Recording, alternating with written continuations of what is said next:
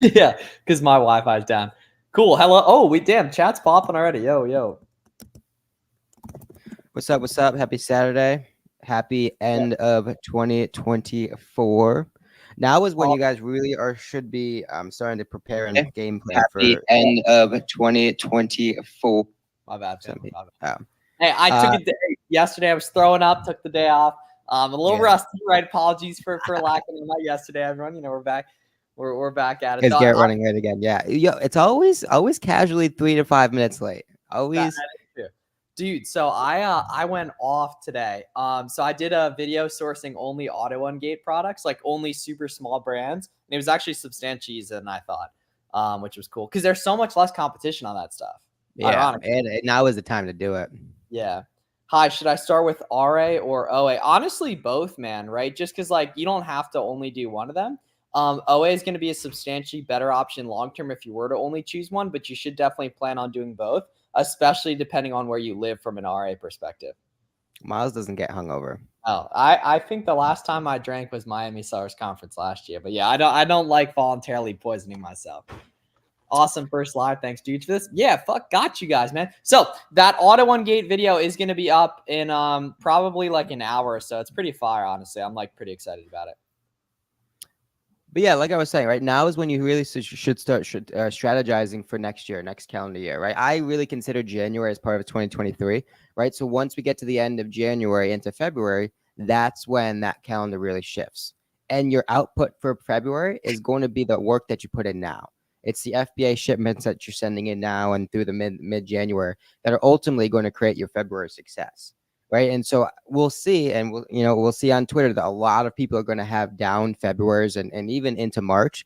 That's because they're taking their deep breath now. They're taking vacations and taking it easy after a long Q4, which is deserved. However, if you can just gut it out for another couple weeks, put in the groundwork, send in a couple FBA shipments, really go hard with sourcing for the next couple weeks, you're going to thank yourself into February, right? Because what we don't want to happen is build up all this momentum October, November, December, early January to lose it all in February and March, right? So keep the momentum building, keep it growing, and then really just double down on everything that has worked the past couple weeks, and you'll set yourself up for a good 2024.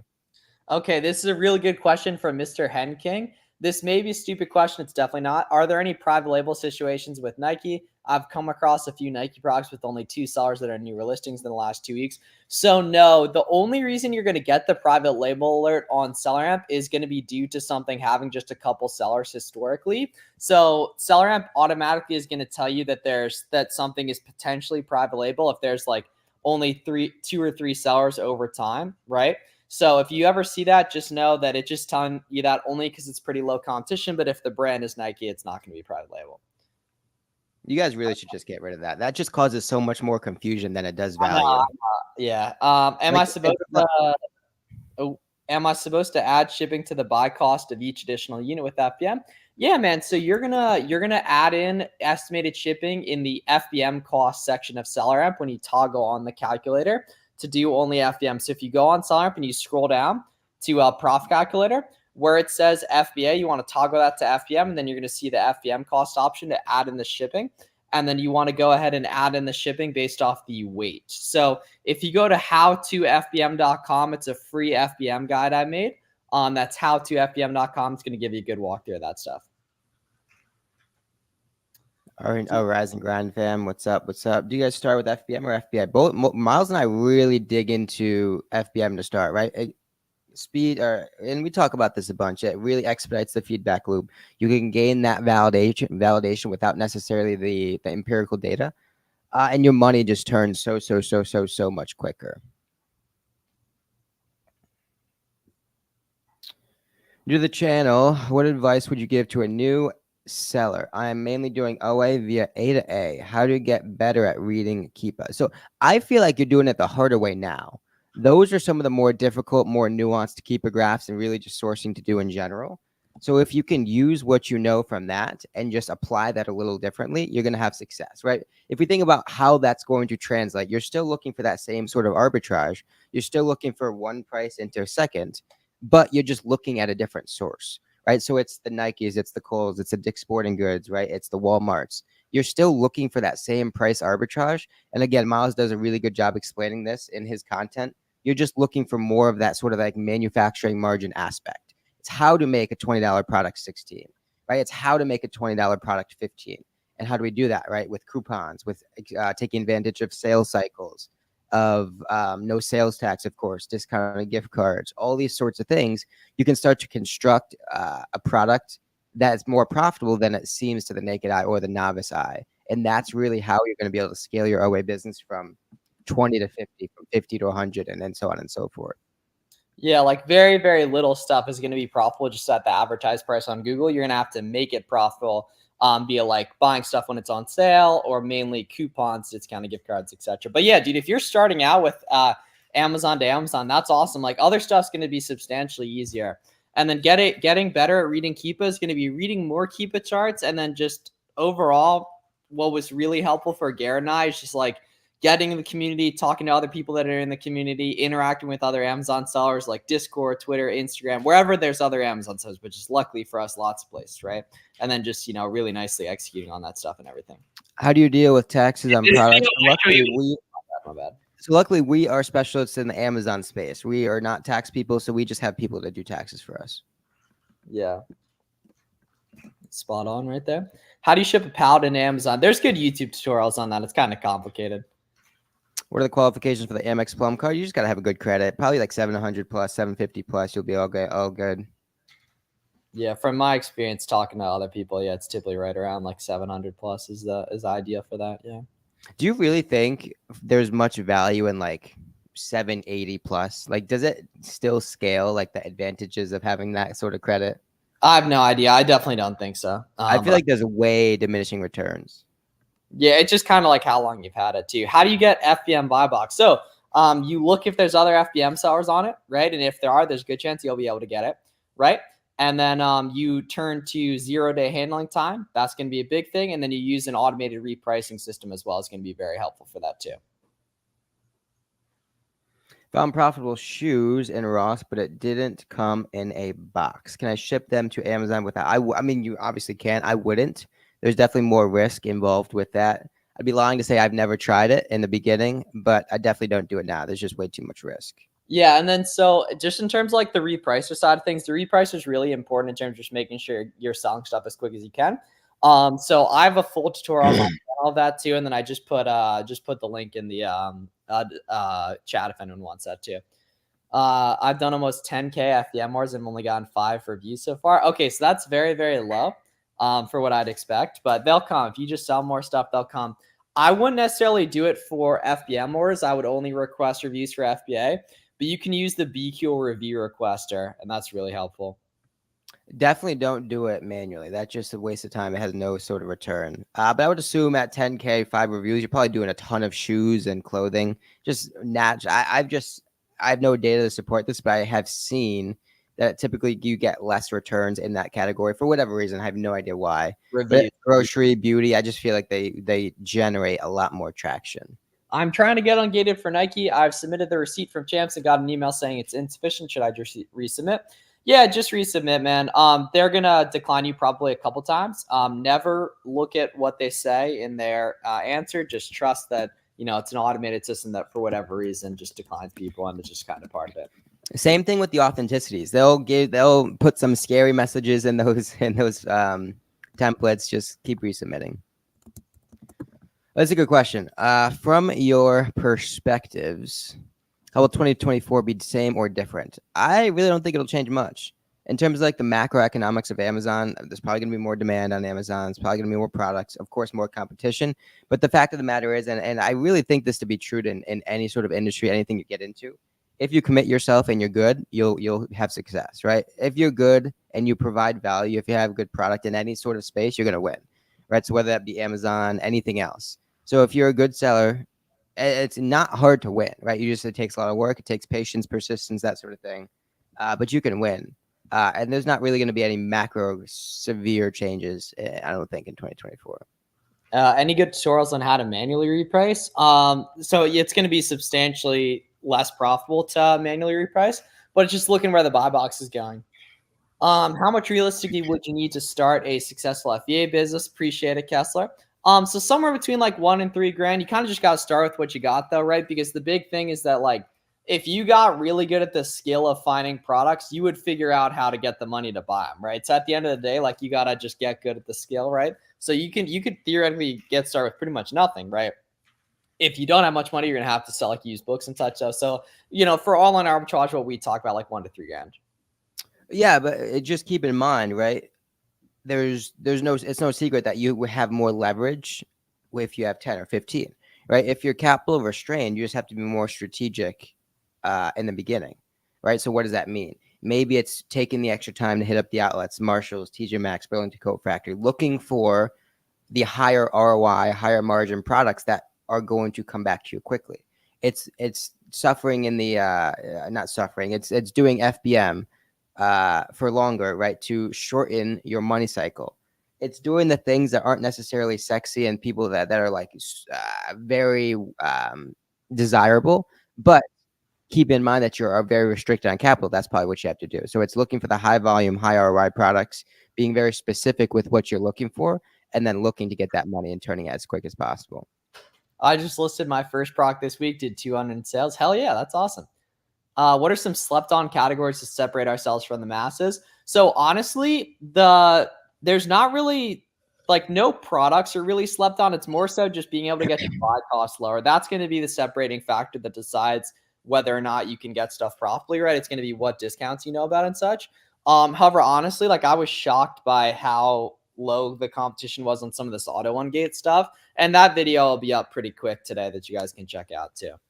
And it's also types of products that are slept on, right? And so I think I do a good job with a lot of my YouTube videos with this, right? So it's like the suppressed buy box listings, it's the no sales rank listings, it's the variation listings, right? A lot of people like to look at the top 2-3 variations on a product and stop there, right? Because they have the most velocity, they have the most reviews, they have the most competition though, and typically a little bit lower prices.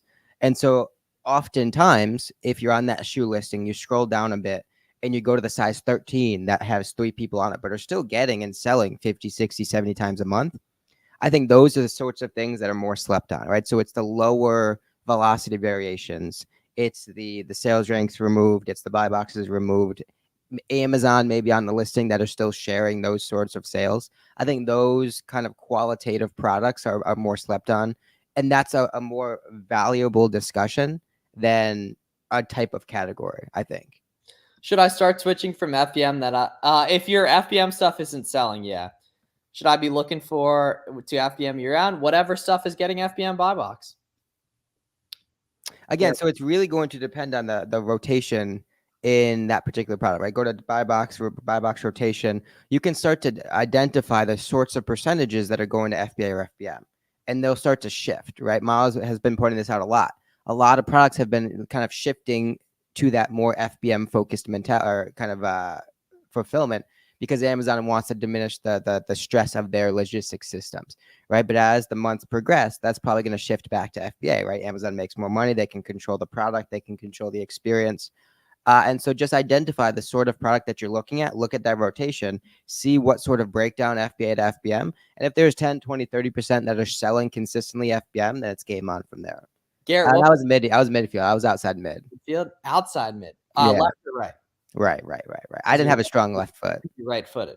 Yeah, I had a weak left. So I'm left-footed. So I would typically be on the left wing. Yeah. Yeah. Biggest risk selling via FBA, FBM. I mean, it's obviously just losing money. You know what I mean? Like you gotta, make sure you're buying products that are profitable, make sure you're buying products that are sell quick and such. But if you're, doing what you're supposed to be doing over 6 to 12 months, you can get pretty good. So also too, it's really, really important, guys, that if you're starting right now, you have to understand this is by far the hardest time of the entire year. So if you're starting this and aren't planning on doing it for at least a year, understanding that it's going to take a little while to see significant results, it's definitely not going to work, right? If you're going to start this, you're completely wasting your time, just in general as a human being, if you can't commit for an entire year. And this is, Miles and I started 3.5 years ago, whatever that number is. No one that we knew who was doing Amazon back then isn't crushing it now. That's right. Time in the game. And it's a matter of just going through different cycles and getting to the point where home run products fall into your lap. It's getting luck. It's staying in the game long enough where you can get lucky. It's seeing the Floby. It's seeing the Stanleys. It's seeing the Chlorine, I guess, from a couple of years ago. It's hitting enough singles for long enough where you can get lucky and take advantage of the grand slams that come every couple of years. Yeah, a lot of people who haven't put in any effort into stuff will say they never got lucky, and then a shitload of people who have put in a ton of effort to stuff end up getting lucky. You have to create it. Dick's Sporting Goods email receipt. Yeah, absolutely. That don't have the original box. Nah, you need stuff with the original box, Double D. With units going defective, and all went defective. It's a wholesale product. That's weird. Not at that scale. Derek, I didn't even know, Derek, that you want to put into Prep Center. That's 3 guys from my first pledge class of coaching guys back in the day. They've all started Prep Centers. If you do it right, it's such a profitable model. Have you been sun maxing? You look more tan. Interestingly enough, the UV has gone it's whatever is UV is less. The UV is way worse. Like it's a lot less sun max friendly right now in Miami. But I think in like March and April, it'll start to get more sun max friendly. Like this summer, I'm about to be tan as hell. Hey, he's probably a little pale. He's getting over a little sickness, so he's got to. I was get the yesterday. Get the nutrition, get the electrolytes back in his system. Okay. From last January? No, honestly, Tanya, don't really worry about the BSR stats from last January. Focus on the BSR stats this January because it's not like you're buying massive quantities of stuff. Why is now the worst time to start? Because we just got out of the best time of the year and people buy stuff the least throughout the year during January and February. And so sell on both. Abdel Rahman. With slowly do the work, get paid. Yep. Keep product finder sauce. Yes, sir. What up, Danny? Oh, good to see you in here, Danny. It could be that. Yeah, Amazon Giant. Yeah, it totally could be that. No, I did not eat seed oils. No, I didn't.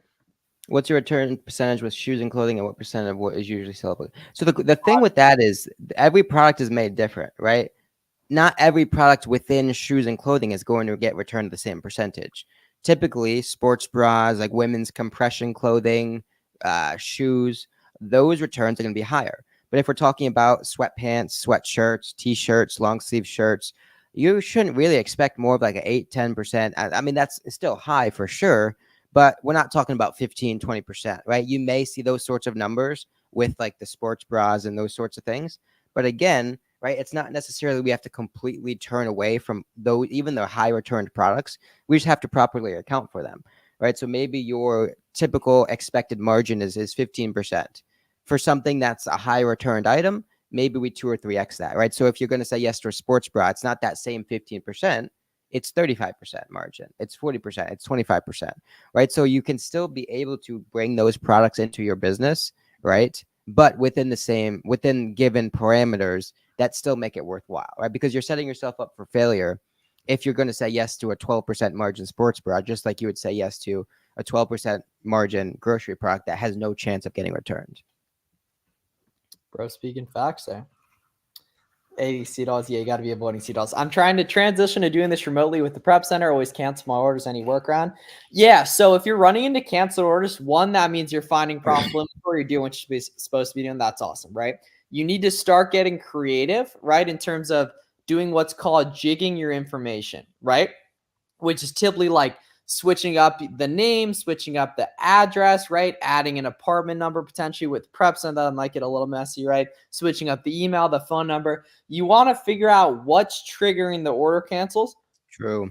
Right? Because typically if you can solve that, you'll be good to go. Like a couple years ago with Eastbay, I figured out that Eastbay, literally every piece of non-unique information, 1 order per day, was fucking up the orders, right? So I was switching up the credit card, the address by putting an apartment number, right? And switching street to ST to STR, etc. The name, the phone number, the email, everything once a day. And I ended up making like 10 grand profit that month. Right. And it's like, it's going back to like, I think it was like middle school. Like, you know how you did the science projects? It's keeping one variable the same while changing everything else, right? The independent, dependent variable. So it's like, all right, you want to test, you want to seclude the billing address. You want to test for that. Then the credit card, then the shipping address, then the type of payment, Apple Pay, Google Pay, PayPal, credit card, those sorts of things, right? You kind of iterate through all those processes, because on the other side of that is infinite amounts of money. Like Miles and I always joke about that. There was one site that we used to rail back in the day that he had no issues buying from with whatever quantity Still he don't. wanted. Yeah, still don't. Like literally And- over $1 million to spend on that website. Yeah.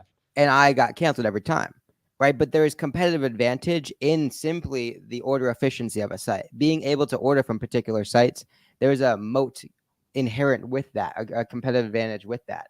And so if you can fight through the cancel, on the other side is potentially a lot of money. What up, D? Just send you a DM. Yeah, Jenny and D, you guys should definitely meet each other. Would you agree that online arbitrage via FBA/FVM is a good side income? If you get good at it, right? Anything's good money, you know? You just gotta take the time to get good at it, which is gonna be a long process. Should I keep submitting? Yeah, keep submitting, Johanna.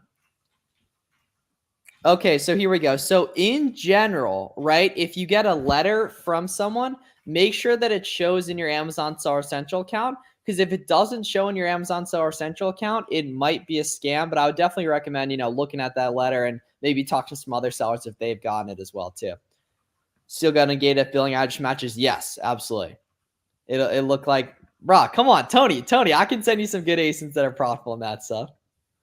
It's good banter.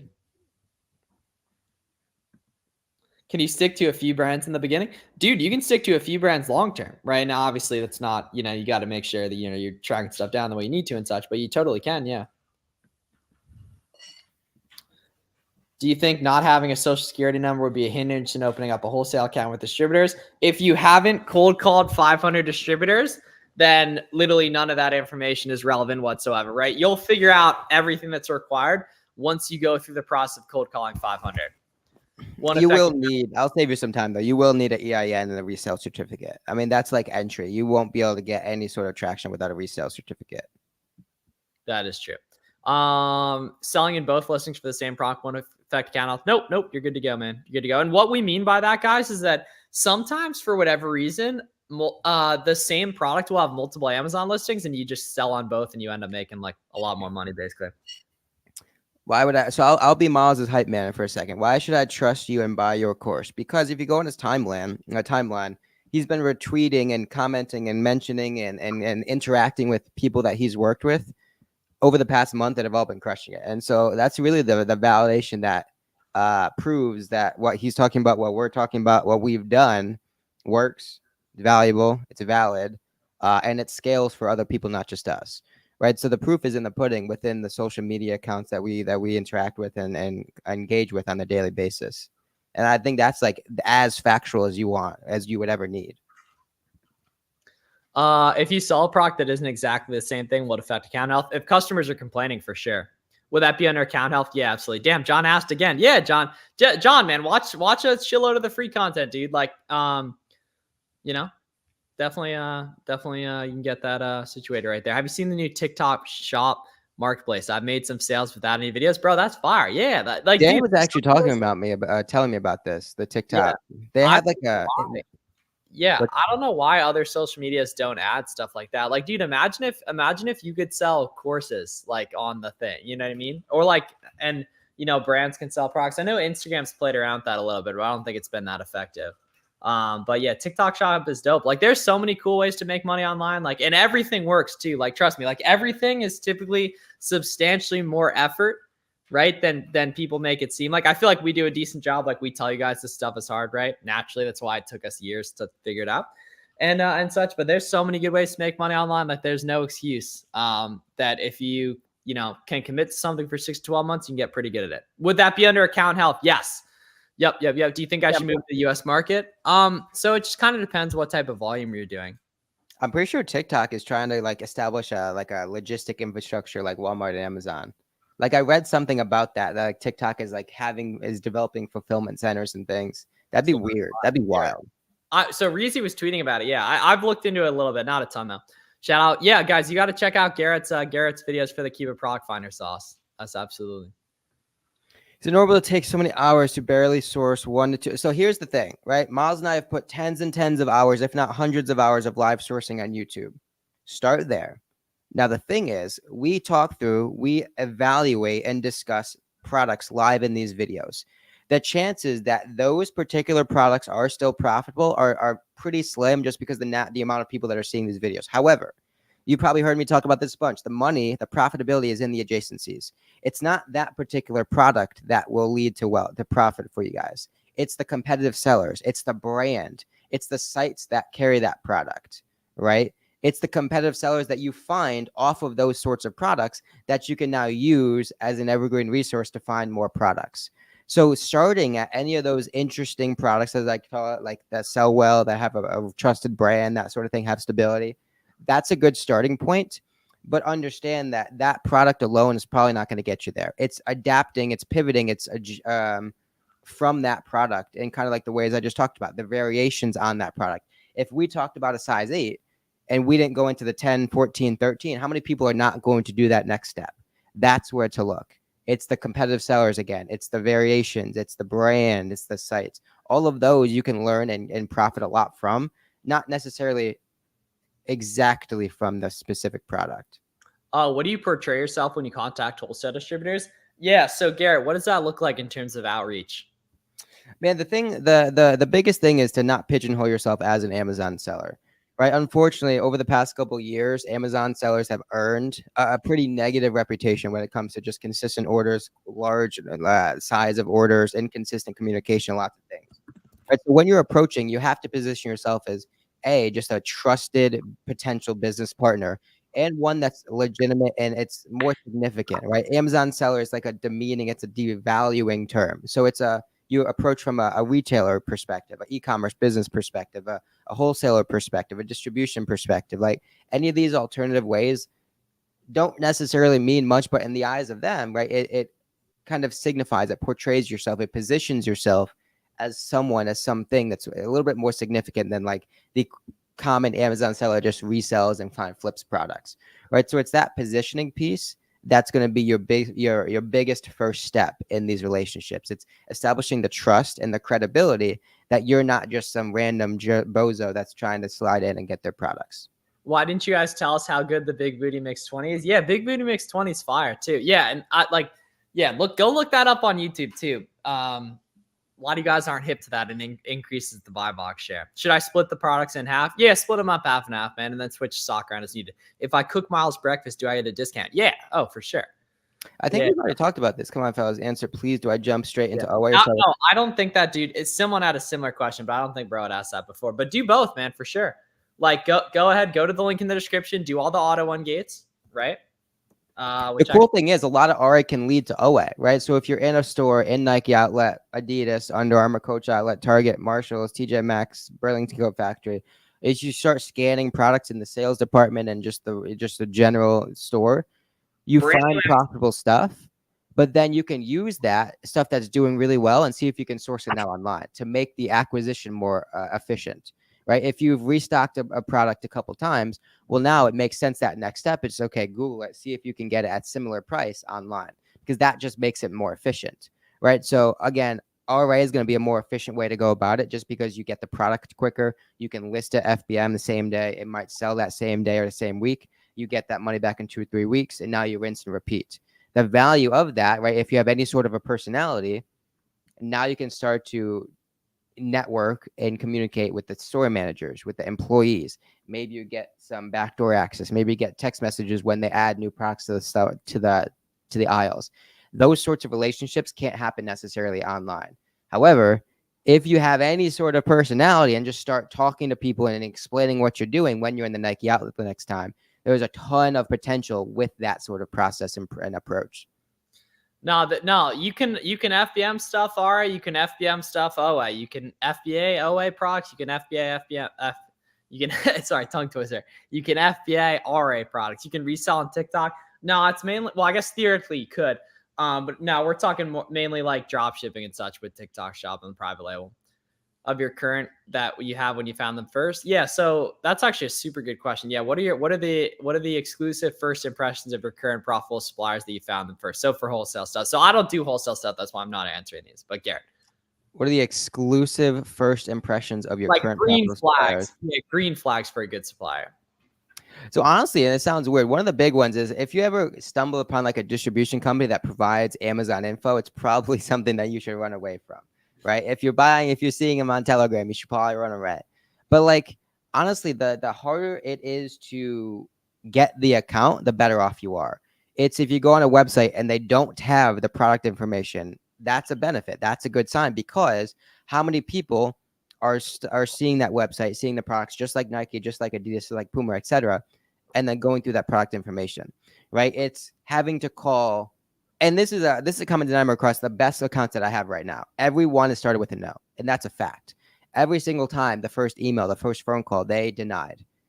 And it's overcoming that objection that's going to lead to a ton of cool accounts, right? Because how many people are are crossing it off their list and moving on to the next one after the first no, after the second no, after the third no, right? So it's the follow-up, it's the persistence, it's the patience, right? It's all of these things that are kind of transitioning a account that denied you in the beginning to now something that you can get your foot in the door with the first account. And all that's required a lot of the times is that first account, that first order, right? Because then once you establish some credibility 4, 5, 6 orders in, well, now you have a lot more leverage to ask for a 10% discount or a 5% discount, right? You know each other by name, right? You have gotten them a Christmas gift, you've gotten them an Easter gift, whatever the case may be. So now you're building that relationship. And so now you have just a lot more of a step to a position to ask for the discounts and just increase that supplier value. This dude's got really good questions, like especially for a gambling profile pick. Like this dude's got incredibly good questions. So yeah, it's figuring out why they said no. You know what I mean, and then attacking that. A lot of it is just because it's just a general umbrella answer, right? They probably say that same template to every single one just to see the reply, right? Because they probably get tens of messages from Amazon sellers every single week. And so they have to have some sort of filtering process that says, okay, this dude's legit, this one's not, this one's serious, this one's not. And so if they send that template to 10 people, 8 of them will probably run the other way. And they want the people that are going to fight for that account. They want the people that are serious. They want the people that are going to follow up with like, oh, I understand the hesitation. I would be hesitant of someone like me approaching someone like you in the beginning as well. However, this is what we do. We spent $200,000 with all of our other suppliers over the past month. We would like to include you in that bundle. How can we get this going? Also, we have experience selling brands X, Y, and Z. I see you may have those sorts of access to those sorts of brands. How can we move this forward? I'm looking to spend $50,000, $100,000, $25,000 with you over the next couple of weeks.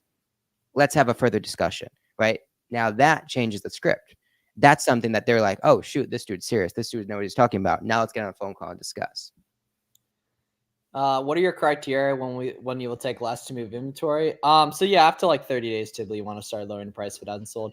So if the ASP is low, it's going to be really tough to afford going to the prep center. For like, if your ASP average sale price is sub $25, you're probably going to have to do prep in-house if you want to sell that stuff.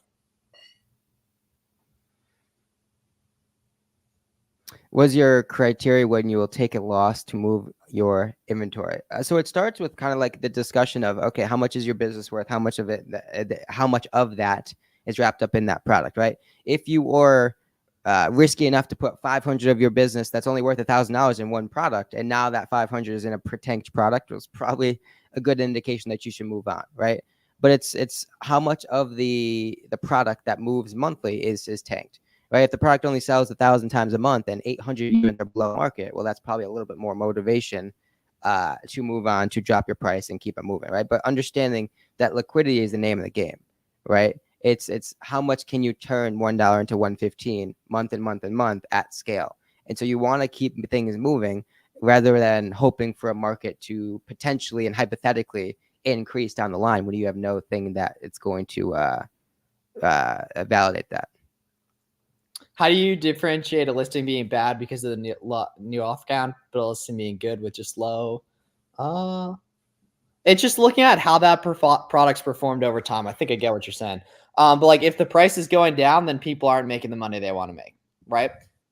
Meanwhile, if the price is performing, if the price is stable or going up, then you know that people are making money on that product most likely. Yeah, watch the free course. Yeah, search Flips for Miles free course.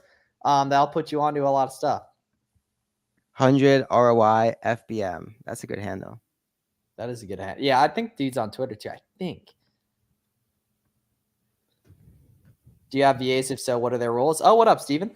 So yeah, so I have a few VAs that help out with the content. Yeah.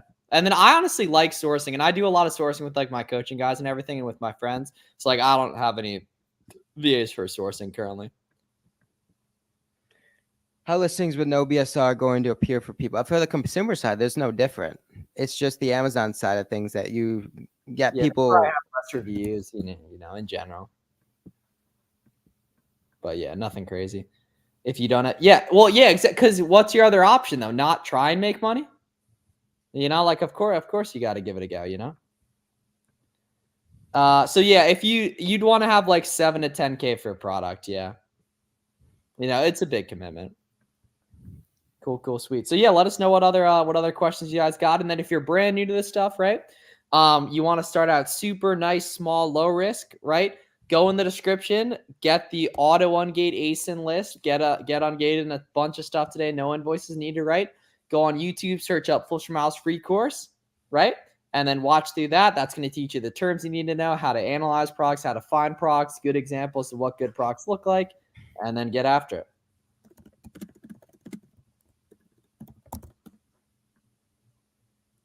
I assumed you had lots of people working for you. But yeah, that's the kind of thing, like, you know what I mean? The past 3 years have done like right around like $5 million in sales, but like it's been super fun because I've always done it with people I really like. You know what I mean? Like Garrett and I have been good friends, some of our other friends, right? This is a very fun thing for us, right? And that's why we always preach the networking side of things, right? Because you end up, you know, meeting cool people and such, right? And everything, and it just makes it, you know, a lot of fun and everything.